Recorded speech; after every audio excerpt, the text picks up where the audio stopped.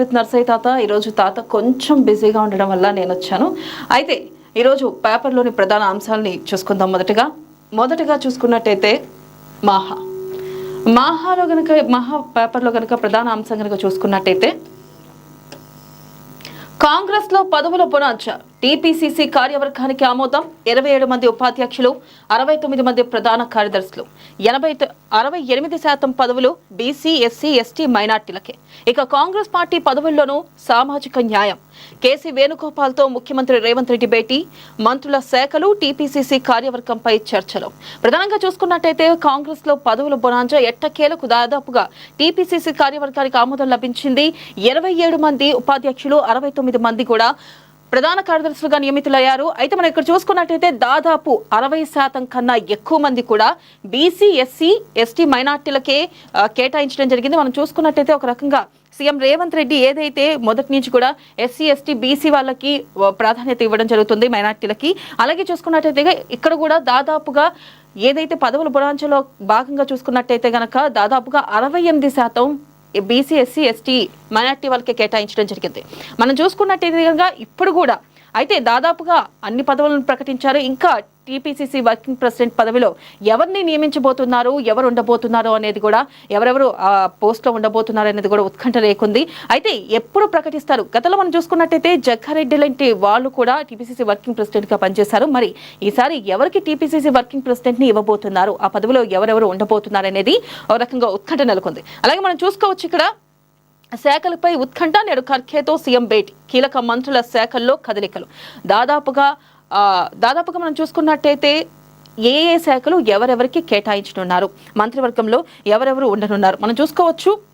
ఎక్కువగా SC, ST వర్గాలకే కేటాయించడం జరిగింది. సామాజిక న్యాయపరంగా కూడా ఏదైతే సీఎం గతంలో హామీ ఇచ్చారో ఆ హామీ అమల్లో భాగంగానే సీఎం శాఖల్ని కేటాయించడం జరిగింది. అయితే ఈ శాఖలు ఏ శాఖలు ఎవరికి కేటాయించనున్నారు, ప్రధానంగా హోంశాఖ కానీ లేకపోతే విద్యాశాఖ కానీ ఎవరికి కేటాయిస్తారనేది కూడా ప్రధానంగా ఉత్కంఠ నెలకొంది. అయితే ఈ రోజు దానిపై కొంత క్లారిటీ వస్తుందా, మరి ఖర్గేతో సీఎం భేటీ అనంతరం ఒక క్లారిటీ వచ్చే అవకాశం కనిపిస్తుందా అనేది కూడా ఒక రకంగా ఉత్కంఠ నెలకొంది. అలాగే మనం చూసుకోవచ్చు ఇక్కడ ప్రధానంగా చూసుకున్నట్టయితే తెలంగాణ సీఎం రేవంత్ రెడ్డి ఢిల్లీలో పర్యటనలో పెండింగ్ అంశాలు కొలిక్కి వస్తున్నాయి. అయితే ఈ పర్యటనలో భాగంగా ఏఐసీసీ జనరల్ సెక్రటరీ కేసీ వేణుగోపాల్తో సమావేశమయ్యారు. ఈ సమావేశంలో కొత్తగా నియమితులైన మంత్రులకు శాఖల కేటాయింపు, టీపీసీసీ కార్యవర్గ ఏర్పాటు, కార్పొరేషన్ చైర్మన్ పదవుల భర్తీ, రాష్ట్ర కేబినెట్ విస్తరణ తదితర అంశాలపై చర్చించారు. అయితే ఈ సమావేశంలో టీపీసీసీ అధ్యక్షుడు మహేష్ కుమార్ గౌడ్ కూడా పాల్గొన్నారు. ప్రధానంగా మనం చూసుకోవచ్చు అంటే దాదాపుగా టీపీసీసీ కార్యవర్గం ఆమోదం లభించింది. 27 మంది ఉపాధ్యక్షులు, 69 మంది కూడా ప్రధాన కార్యదర్శులుగా నియమితులైనారు. అయితే ఈ నేపథ్యంలో ఎవరెవరికి, అలాగే మంత్రులకు కూడా కొత్తగా నియమితులైన మంత్రులు కూడా ఏ మంత్రులకి ఏ శాఖలు కేటాయించనున్నారు అనేది కూడా ఉత్కంఠ నెలకొంది. నెక్స్ట్ కనుక మనం చూసుకున్నట్టయితే ఆ నిర్ణయాలు ఇంజనీర్లపై. సిడబ్ల్యూసీ సూచన మేరకే నిర్మాణాలు, ప్రభుత్వానికి సంబంధం లేదు. నీళ్లను అమ్మి లోన్లను రీపేమెంట్ చేయాలి అనుకున్నాం. జస్టిస్ పీసీ ఘోష్ ప్రశ్నలకు మాజీ మంత్రి హరీష్ రావు సమాధానాలు. విచారణ అనంతరం కేసీఆర్తో భేటీ. ప్రధానంగా చూసుకున్నట్టయితే ఏదైతే కాళేశ్వరం అవకతవకల్లో విచారణలో భాగంగా మనం చూసుకున్నట్టయితే నిన్న హరీష్ రావు హాజరయ్యారు. హరీష్ రావు హాజరు మేరకు ఆయన కొన్ని విషయాలు చెప్పడం జరిగింది. ఏదైతే సిడబ్ల్యూసీ సూచనల మేరకే మేము నిర్మాణాలు చేపట్టాం, దీంట్లో ప్రభుత్వానికి ఎటువంటి సంబంధం లేదు, డిపిఆర్ ఇచ్చామంటూ కూడా వారు చెప్పడం జరిగింది. ప్రధానంగా చూసుకున్నట్టయితే ఇక్కడ కాళేశ్వరం ప్రాజెక్టు నిర్మాణంలో అవకతవకల ఆరోపణలపై విచారణ జరుపుతున్న జస్టిస్ పీసీ ఘోష్ ఎదుట మాజీ మంత్రి హరీష్ రావు సోమవారం హాజరయ్యారు. సుమారు 40 నిమిషాల పాటు సాగిన ఈ విచారణలో ప్రాజెక్టుకు రీడిజైన్ కు దారితీసిన పరిస్థితులు, బ్యారేజ్ల నిర్మాణం, నిధుల సమీకరణ వంటి పలు కీలక అంశాలపై హరీష్ రావు కమిషన్ కు తన వాదనలు వినిపించారు. ఇక ప్రాజెక్ట్ లేఅవుట్ ను చూపిస్తూ ఆయన వివరణ ఇచ్చారు. కాళేశ్వరం ప్రాజెక్ట్ ను రీడిజైన్ చేయడానికి ప్రధానంగా మహారాష్ట్ర ప్రభుత్వం, ఇది గుర్తుపెట్టుకోండి, మహారాష్ట్ర ప్రభుత్వం కేంద్ర జల సంఘం నుంచి వచ్చిన అభ్యంతరాలే కారణమని హరీష్ రావు కమిషన్ కు తెలిపారు. ప్రధానంగా ఏదైతే ఇక్కడ హరీష్ రావుకు మాట చెప్పడం జరిగింది, ఏదైతే మేము తుమ్మిడిహట్టు నుంచి మేడిగడ్డకు మార్చడానికి మహారాష్ట్ర ప్రభుత్వం అంగీకరించలేదు, అందుకే మేము తుమ్మిడిహట్టు నుంచి మేడిగడ్డకి డిజైన్ మార్చడం, కాళేశ్వరాన్ని మార్చడం జరిగింది. అయితే ప్రధానంగా ఆయన చెప్పేది ఏంటంటే తుమ్మిడిహట్టు నుంచి మేడిగడ్డకు మార్చాము, అందుకే అక్కడ సాయిల్ టెస్టులు చేశాము, వ్యయం పెరిగింది తప్ప ఎక్కడా కాళేశ్వరంలో అవినీతి జరగలేదు అంటూ కూడా ఆయన ప్రధానంగా ఈ విచారణలో వాళ్ళు అడిగిన ప్రశ్నలకు చెప్పడం జరిగింది. అయితే ఇక్కడ మనం చూసుకోవచ్చు, తుమ్మిడిహెట్టి వద్ద నీటి లభ్యత తక్కువగా ఉందని, ఈ విషయాన్ని సిడబ్ల్యూసి 2 వేర్వేరు లేఖల ద్వారా తెలిపిందని, ప్రత్యామ్నాయ మార్గాలను అన్వేషించాలని సూచించిందని ఆయన అన్నారు. ఈ లేఖలను కూడా కమిషన్ కు సమర్పించారు. అయితే గతంలో ఏదైతే తుమ్మిడిహెట్టి దగ్గర వాటర్ లేవని, అలాగే సాయిల్ బాగోలేదని, సాయిల్ క్వాలిటీ లేదని చెప్పి మేము మార్చాము, ఈ 2 లేఖలను కూడా ప్రత్యామ్నాయ మార్గాలను అన్వేషించాలని చెప్పిన తర్వాత ఆ లేఖలు కూడా మేము సమర్పించామంటూ కూడా నిన్న ఆయన అయితే విచారణ ఎదుర్కొన్న తర్వాత ఈ మేరకు ఆయన చెప్పడం జరిగింది. అలాగే లొకేషన్ల మార్పుపై కమిషన్ ప్రశ్నలు, హరీష్ సమాధానాలు ఇక్కడ మనం చూసుకున్నట్టయితే అన్నారం సుందిల్లా బ్యారేజ్ల లొకేషన్లు ఎవరు మార్చారు? హరీష్ ఇక్కడ చెప్పింది ఏంటంటే అది ఇంజనీర్ల నిర్ణయం, ప్రభుత్వానికి ఏం సంబంధం లేదు. ప్రధానంగా కమిషన్ ఇక్కడ అడగడం జరిగింది, అసలు అన్నారం సుందిల్లా బ్యారేజ్లో లొకేషన్లో ఎవరు మార్చారు అని అడిగితే ఆయన క్లారిటీగా అది ఇంజనీర్ల నిర్ణయం, ప్రభుత్వానికి సంబంధం లేదు అంటూ కూడా ఆయన చెప్పడం జరిగింది. అలాగే ఇక్కడ చూసుకోవచ్చు, కమిషన్ మరొక ప్రశ్న అడిగింది, బ్యారేజీల్లో నీళ్లు నింపమని ప్రభుత్వం ఆదేశాలు ఇచ్చిందా అని చెప్పి, ఆదేశాలు ఇచ్చిందా అంటూ కూడా ఇక్కడ మాట్లాడడం జరిగింది. ప్రధానంగా చూసుకున్నట్టయితే బ్యారేజ్లో నీళ్లు నింపమని ప్రభుత్వం ఆదేశాలు ఇచ్చిందా అంటే హరీష్ ఏం చెప్పారు, ఇక్కడ ప్రభుత్వం నుంచి ఎవరు ఆ నిర్ణయం తీసుకోలేదు, అది అధికారుల డిసిషన్. ఏది అడిగిన ప్రశ్నలన్నింటికి కూడా క్లారిటీగా ఒక విషయం చెప్పడం జరిగింది, అది ఖచ్చితంగా ఏదైతే అధికారుల నిర్ణయం తప్ప ఇక్కడ ప్రభుత్వం ఏమాత్రం జోక్యం చేసుకోలేదు, లొకేషన్ మార్పే కానీ. అలాగే చూసుకున్నట్టయితే బ్యారేజీల్లో నీళ్లు నింపమని ప్రభుత్వం ఆదేశాలు ఇచ్చిందంటే లేదు, అది అధికారుల నిర్ణయం, ప్రభుత్వానికి సంబంధం లేదు అంటూ కూడా ఆయన ఆ ప్రశ్న కూడా అదే సమాధానం ఇవ్వడం జరిగింది. ప్రధానంగా చూసుకున్నట్టయితే ఆయన ఎప్పుడైతే హాజరైన తర్వాత ఇక్కడ కొన్ని విషయాలు ప్రధానంగా వస్తాయి. మొదట గనక మనం చూసుకున్నట్టయితే ఈటల వెళ్ళారు విచారణకి. ఈటల విచారణకు వెళ్ళిన తర్వాత ఈటల ఒక విషయం చెప్పడం జరిగింది, తుమ్మల నాగేశ్వరరావు పేరు ఈటల ప్రస్తావించారు. తుమ్మల నాగేశ్వరరావు ఉన్నారు, డిపిఆర్ వచ్చింది, క్యాబినెట్ భేటీ జరిగింది, ఆ తర్వాత డిపిఆర్ వచ్చిందంటూ ఆయన చెప్పడం జరిగింది. ఇక్కడ చూసుకున్నట్టయితే తుమ్మల బయటకు వచ్చి లేదు, అసలు నేను ఆ టైంలో లేను, కనీసం నీ క్యాబినెట్ భేటీ జరగలేదు, డిపిఆర్ వచ్చేసిందని ఆయన చెప్తున్నారు. ఇక్కడ ఒక చిన్న వివాదం రాజుకున్నట్లుగా జరిగింది. అయితే ఈ మేరకే ఇటు ఏదైతే సిట్ విచారణలో భాగంగా ఈ విషయంలో, ఈ కమిషన్ విచారణలో భాగంగా ఇదే అంశాలను అడగడం జరిగింది. అయితే ఇటు హరీష్ రావుని, అయితే ఇక్కడ హరీష్ రావు కూడా చెప్పింది ఏంటంటే ఈటల చెప్పింది నిజమే అన్నట్టు కూడా హరీష్ రావు ఏదైతే గతంలో ఈటల చెప్పిన వ్యాఖ్యల్ని హరీష్ రావు ఇక్కడ ప్రస్తావించడం జరిగింది. అయితే ఒక రకంగా చూసుకున్నట్టయితే ఇటు ఈటల అలాగే హరీష్ రావు వీళ్ళందరూ ముందే మాట్లాడుకొని అన్ని ఆన్సర్లు సమాధానాలు చెప్తున్నారా అన్న కొంత అనుమానం కూడా నెలకొంది. ఇక్కడ మనం చూసుకోవచ్చు, అవును ఈటల చెప్పింది నిజమే, కాళేశ్వరం ప్రాజెక్ట్ ఒక్క వ్యక్తి నిర్ణయం కాదు, మంత్రివర్గం సమిష్టిగా తీసుకున్న నిర్ణయమే. కేసీఆర్ ను కమిషన్ కొత్తగా అడిగేందుకు ఏముండదు. BRS working president KTR hot comments. ప్రధానంగా చూసుకున్నట్టయితే ఇటు ఈటలకి, హరీష్ రావుకి, అలాగే కేటీఆర్కి, కేసీఆర్కి లోపాయికార ఒప్పందం జరుగుతుందా?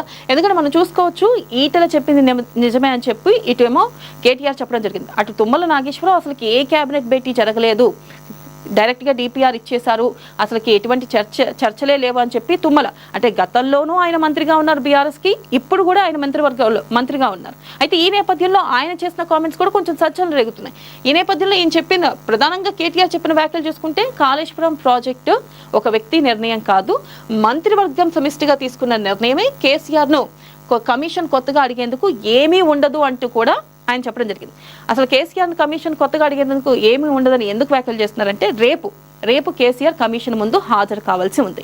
ఈ నేపథ్యంలో కేసీఆర్ మరి ఏం మాట్లాడతారో, హాజరు అవుతారా అవరా అనేది కూడా ఒక ఉత్కంఠ నెలకొంది. మనం చూసుకోవచ్చు, గతంలో కూడా ఆయన విచారణకు హాజరు కావాల్సి ఉండగా ఆయన కొంతమేరకు సమయం అడగడంతో రేపు ఆయనకి వాయిదా ఇచ్చారు. అంటే జూన్ 11కి ఆయన హాజరు కావాల్సి ఉంది. మరి రేపు కేసీఆర్ హాజరవుతారా? హాజరైతే ఆయన ఏ ప్రశ్నలు అడుగుతారు? ఇవే ప్రశ్నలు అడుగుతారా?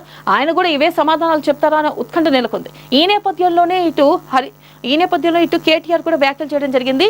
కొత్తగా కేసీఆర్ని అడగాల్సింది ఏమీ లేదు, గతంలో ఇది మొత్తం కేవలం అందరూ సమిష్టిగా తీసుకున్న నిర్ణయమే అంటూ కూడా ఆయన ఈ మేరకు చెప్పడం జరిగింది. అలాగే ఇక్కడ ఈటల చెప్పింది నిజమే అంటూ కూడా ఈ మేరకు ఆయన వ్యాఖ్యానించడం జరిగింది.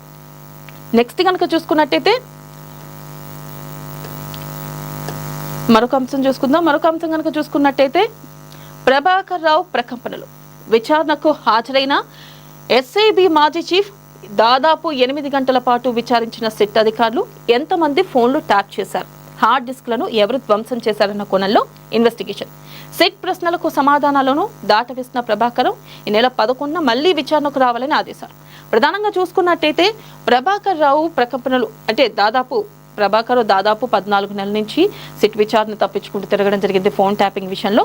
అయితే ఆయనంతటా ఆయన వచ్చి ఇప్పుడు సిట్ విచారణ ముందు హాజరయ్యారు. దాదాపు 8 గంటల పాటు కూడా విచారించారు. అసలు ఎవరెవరు ఉన్నారు దీంట్లో, ఎవరు చేయమన్నారు, ఏంటి అని కూడా సిట్ ప్రశ్నించింది ఈ ఫోన్ ట్యాపింగ్ లో. అయితే ఇక్కడ చూసుకున్నట్టయితే ప్రభాకర్ రావు నాకేం తెలియదు, నాకు అసలు సంబంధం లేదు అని ఆయన వ్యాఖ్యానించడం జరుగుతుంది. అయితే దాదాపు 8 గంటల పాటు కూడా ఆయన ఏ ఒక్క ఇన్ఫర్మేషన్ కూడా ఇవ్వలేదు అన్నట్టుగా మనకు క్లారిటీగా తెలుస్తుంది. అయితే మరి ఈ నెల 11న మళ్లీ విచారణకు పిలిచే అవకాశం ఉన్నట్లుగా తెలుస్తుంది. ఎందుకంటే ఆయన నిన్న విచారణలో ఏమీ చెప్పలేదు. అలాగే అసలు ఈ ఫోన్ ట్యాపింగ్ విషయంలో ఎవరున్నారు ఏంటి అనేది కూడా ఆయన ఎక్కడా క్లారిటీ ఇవ్వలేదు. ఆయనకి ఏం తెలియదని చెప్పి మాత్రమే ఆయన చెప్పడం జరుగుతుంది. అలాగే ఇక్కడ చూసుకున్నట్టయితే ఇటు బీజేపీ బండి సంజయ్ కూడా వ్యాఖ్యలు చేయడం జరిగింది. కేటీఆర్ వీళ్ళందరూ కుమ్మక్కయ్యే ప్రభాకర్ రావు తెప్పించారని, అందుకే ఈ మేరకు సిట్ విచారణలో ఏం మాట్లాడలేదు అంటూ కూడా, కానీ దీని మీద ఖచ్చితంగా మరింత లోతుగా దర్యాప్తు జరగాలంటూ కూడా బండి సంజయ్ వ్యాఖ్యానించడం జరిగింది. అలాగే నెక్స్ట్ కనుక చూసుకున్నట్టయితే కాంగ్రెస్ వల్లే ఆర్టీసీ బతికింది. మహాలక్ష్మి స్కీమ్ తో ఆర్టీసీ లాభాల బాట.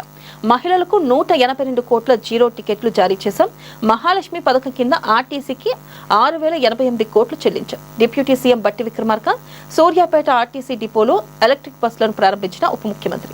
ప్రధానంగా చూసుకున్నట్టయితే రాష్ట్ర వ్యాప్తంగా చూసుకున్నట్టయితే మహిళలకు 182 కోట్ల విలువైన జీరో టికెట్లను జారీ చేసినట్టు ఉప ముఖ్యమంత్రి బట్టి విక్రమార్క తెలిపారు. మహాలక్ష్మి పథకం ద్వారా ఆర్టీసీ లాభాల బాటలో కొనసాగుతుందని పేర్కొన్నారు. సోమవారం సూర్యాపేట బస్ డిపో నందు ఎలక్ట్రికల్ ప్రారంభోత్సవ కార్యక్రమంలో ఈ మేరకు ఆయన వ్యాఖ్యానించడం జరిగింది. ప్రధానంగా మనం చూసుకున్నట్టయితే కాంగ్రెస్ వల్లే ఆర్టీసీ బతికింది అంటూ కూడా ఏదైతే మహాలక్ష్మి పథకంలో భాగంగా ఫ్రీ బస్సు దాదాపుగా ఆ ఫ్రీ బస్సులో కూడా 182 కోట్ల విలువైన జీరో టికెట్లను జారీ చేశామంటూ కూడా నిన్న ఉప ముఖ్యమంత్రి బట్టి విక్రమార్క చెప్పడం జరిగింది.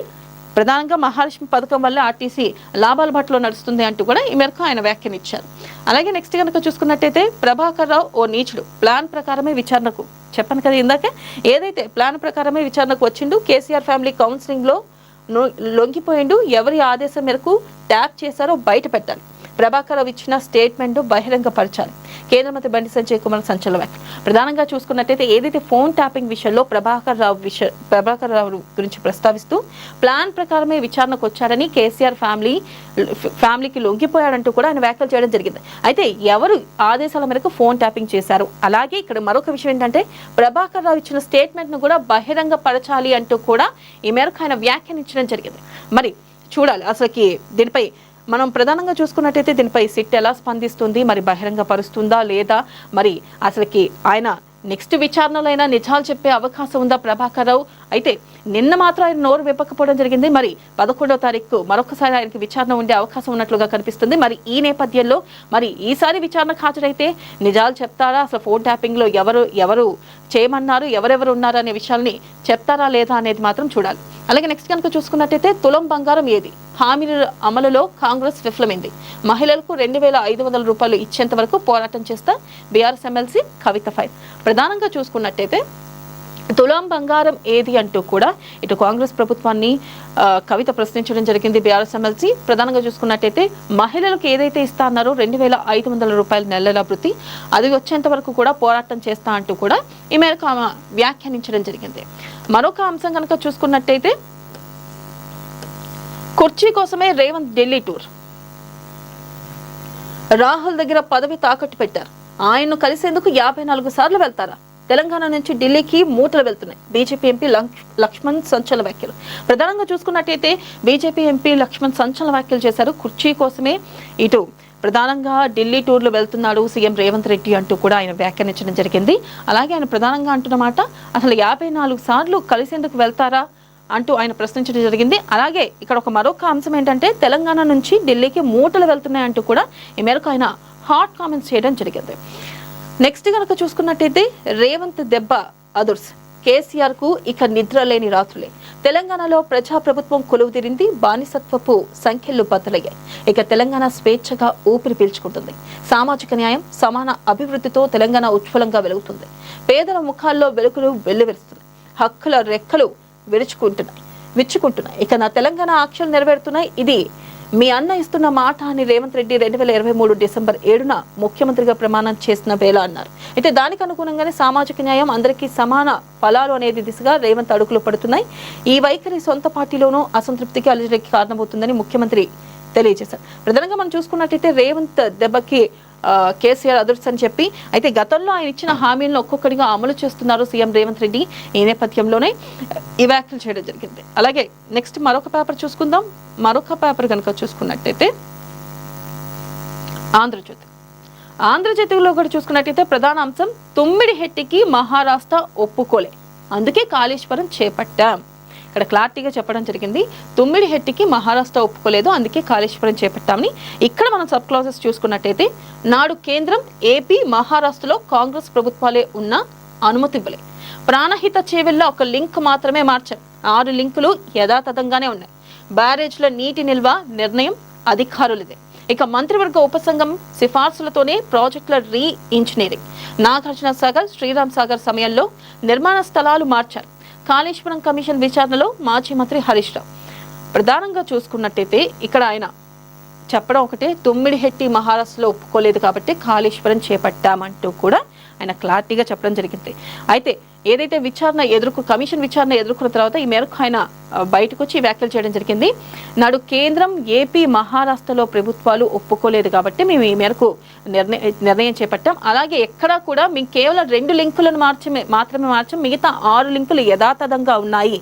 అలాగే ఏదైతే బ్యారేజ్లో నీళ్లు ఉంచడం అనేది మాత్రం కేవలం ఇక్కడ క్లారిటీగా చెప్తున్నారు అధికారుల నిర్ణయమే అంటూ కూడా ఈ మేరకు ఆయన చెప్పడం జరుగుతుంది. అలాగే మంత్రివర్గ ఉపసంఘం సిఫార్సులతోనే ప్రాజెక్టుల రీడిజైనింగ్ చేపట్టాం అంటూ కూడా ఆయన వ్యాఖ్యానించడం జరిగింది. అలాగే ప్రధానంగా చూసుకున్నట్టయితే ఇటు నాగార్జున సాగర్, శ్రీరామ్ సాగర్ సమయంలోనూ నిర్మాణ స్థలాలు మార్చారు అంటూ కూడా ఈ మేరకు ఆయన వ్యాఖ్యానించడం జరిగింది.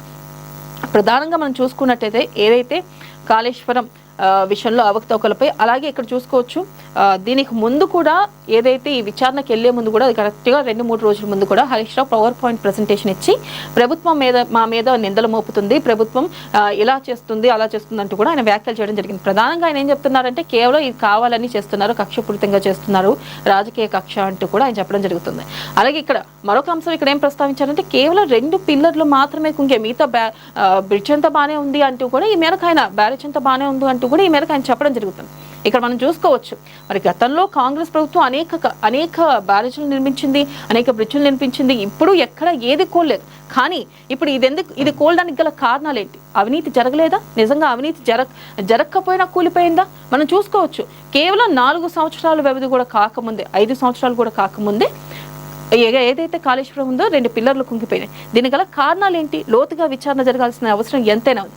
కానీ ఇక్కడ చూసుకున్నట్టయితే బీఆర్ఎస్ పార్టీ తన వైఫల్యాన్ని కూడా ఎప్పుడు కూడా పక్కన వాళ్ళ మీద నింద మోపడం ప్రధానంగా చూసుకోవచ్చు. రేవంత్ రెడ్డి మీద అలాగే కాంగ్రెస్ ప్రభుత్వం మీద నింద మోపుతుంది. క్లారిటీగా చెప్తుంది కేవలం ఇది రాజకీయ కక్ష మాత్రమే అని, చాలా ప్రాజెక్టులు కట్టారు గతంలో కూడా అని చెప్పడం జరిగింది. కానీ ఎక్కడ అవి కూలడం, కేవలం అది కూడా అతి తక్కువ సమయంలో కూలడం ఎక్కడ జరగలేదు. కానీ ఇక్కడ సమర్థించుకునే పాయింట్ ఏంటంటే 5 సంవత్సరాల్లో కూలిపోయింది, కానీ 2 పిల్లర్లే కదా కూలినాయి అంటూ కూడా వాళ్ళు వ్యాఖ్యానించడం జరిగింది. అయితే ఈ విచారణలో కూడా ఆయన చాలా విషయాలు చెప్పడం జరిగింది. ఏదైతే అధికారులు అడిగారో ప్రతిదానికి నేను సమాధానం ఇచ్చాను, కేవలం కమిషన్ విచారణలో భాగంగా ఏమైతే అడిగారో అన్నిటికీ నేను సమాధానం ఇచ్చానంటూ అక్కడ చెప్పడం జరిగింది.